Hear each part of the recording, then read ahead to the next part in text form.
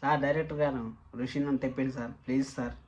ఎందుకు చెప్తానంటే సార్, ఈ విధంగా వేరే సీరియల్ కింద కూడా కామెంట్లలో ఋషి సార్ని తెప్పిండి, ఋషి సార్ని తెప్పిండి అనేసి కామెంట్ పెడతా ఉంటారు సార్.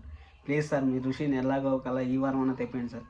మన సండే అనాలిసిస్లో కూడా ఋషి ఎప్పుడు వస్తాడు ఏమనేసి మనం డిస్కషన్ చేసుకుందాం.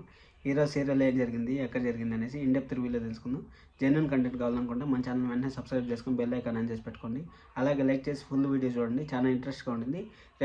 రేపు ఎపిసోడ్ కోసం ఈరోజు వెయిట్ చేస్తానండి, ఎందుకంటే బెల్ ఐకాన్ ఆన్ చేసి పెట్టుకున్నారంటే రేపు ఎపిసోడ్ నేను సండే అనాలిసిస్ చేస్తాను. ఫుల్గా ఇన్డెప్త్ రివ్యూలో మాట్లాడుతున్నాను. సీరియల్ ఎపిసోడ్ ఏం జరిగింది, ఒక సామెత ఉంది, ఆ సామెత గురించి లింక్ చేసుకుంటూ పోతా ఉంటారు. అదేం జరిగింది, ఎక్కడ జరిగిందని ఫుల్ ఇన్డెప్త్ రివ్యూలో మాట్లాడుకుందాం.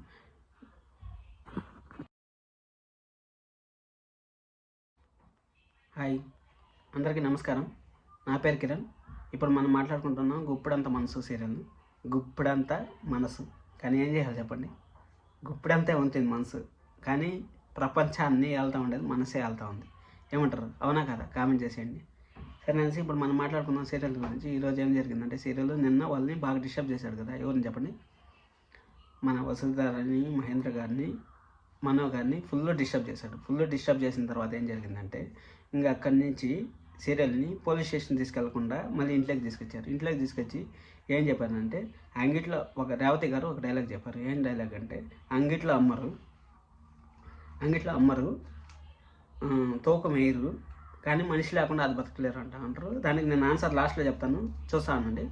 సరే అనేసి అది ఏం చెప్పారు, దానికి దీనికి సంబంధం ఏముంటాయి అనేసి అడుగుతాడు. అసలు శైలేంద్ర ఈరోజు మళ్ళీ కామెడీ యాక్టర్ అయిపోయినప్పుడు, నిన్న అసలు బీభత్సంగా విలన్ క్యారెక్టర్ చేసినాడు, ఈరోజు మళ్ళీ కామెడీ యాక్టర్ అయిపోయినాడు. పాపం శైలేంద్ర భయపడిపోతా ఉన్నాడు. అసలు రాజీవ్తో మాట్లాడాలంటే ఎందుకు భయపడిపోతా ఉన్నాడు? శైలేంద్ర నోరు కాపాడతాడు. ఇంకా వాళ్ళ అమ్మకి శైలేంద్రకి ఏం సంబంధము, వాళ్ళమ్మ శైలేంద్ర రాజీవ్ని ఏం చేయబోతా ఉంటారు, ఎక్కడ చేయబోతా ఉంటారు అనేసి మనం ఇప్పుడు డిస్కషన్ చేసుకుందాం. రేపు సండే అనాలిసిస్లో నెక్స్ట్ వీక్ ఏం జరుగుతుంది, ఋషి గురించి ఏమైనా హింట్స్ తెలుస్తాయా, మనో గారు నాన్న ఎవరు ఏమనేసి ఇన్డెప్త్ రివ్యూ రేపు చేస్తాను నేను.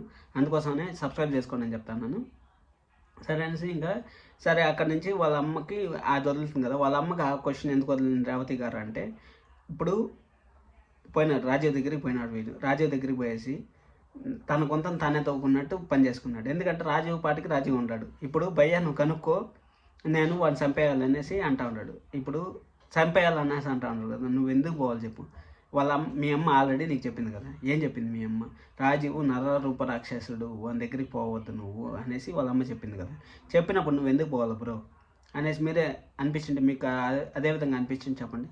సరే అనేసి అక్కడి నుంచి ఏం జరిగిందంటే, సార్ రాజీవ్ని అసలు రాజీవ్కి లేని డౌట్లు కూడా మా శైలేంద్ర క్రియేట్ చేసేస్తాడు. భయ్యా నేను చేయలేదు భయ్యా అంటాడు, ఏడస్తాడు. నువ్వు ఇంత మంచాడు అనేసి అనుకోలేదు భయ్యా, నేను ఈ విధంగా మోసం చేశాను అనేసి శైలేంద్ర ఏడస్తాడు. అసలు పప్పు నెక్స్ట్ లెవెల్లో ఉందనుకోండి ఈరోజు సీరియల్ అసలు. మళ్ళీ సరే అనేసి అక్కడి నుంచి ఇంటికి వస్తాడు. ఇంటికి వచ్చిన తర్వాత వాళ్ళ అమ్మ అడిగితే, అమ్మ ఎవరన్నా మోసం చేయాలంటే, ఎవరన్నా ఏమైనా చేయాలంటే నువ్వు అడుగు, నేను చెప్తాను, కానీ మనకి ఎందుకమ్మా ఇవన్నీ అనేసి అంటే, నేను పేపర్లోను టీవీలోనూ చూసింటే వదిలేసింటాను నాన్న, కానీ ఇది మన మైండ్కి సంబంధించిన మ్యాటర్, మనం తెలుసుకొని తీరాలంటే నాకేం తెలుసమ్మా అనేసి అంటాడు. అప్పుడు మన రేవతి గారు మళ్ళీ వచ్చి, ఏమండి మీకు తెలిసిందా, అత్తయ్య గారు మిమ్మల్ని అడిగి చెప్తా అన్నారు, ఈరోజు నైట్ వాళ్ళ లోపల మీరు చెప్తా అన్నారు, లేకపోతే తెలియలేదని ఒప్పుకోవాలి అనేసి అంటే, సరే అనేసి చెప్తానులే పో అనేసి చెప్తారు. అక్కడి నుంచి పంపించేస్తారు. అక్కడి నుంచి పంపించేసిన తర్వాత ఇంకా మనం చూపించిన తర్వాత మనోని వసుంధరాని వాళ్ళిద్దరూ కావాల్సిన చేశారు అనేసి, వసుంధర ఏమైనా హింట్ ఇస్తుందేమో అనేసి రేపు నేను చెప్తాను మీకు. సరే వసుంధర ఏమైనా హింట్ ఇస్తుంది అనేసి, సరే అక్కడ జరుగుతుంది కదా, అది నేను ఎక్స్ప్లెయిన్ చేస్తాను చూడండి. ఇప్పుడు అంగిట్లో అమ్మరు, తోకమేయరు, మనిషి లేకపోతే అది లేదు అంటే ఏం తెలివి లేదు అనేసి చెప్పింది.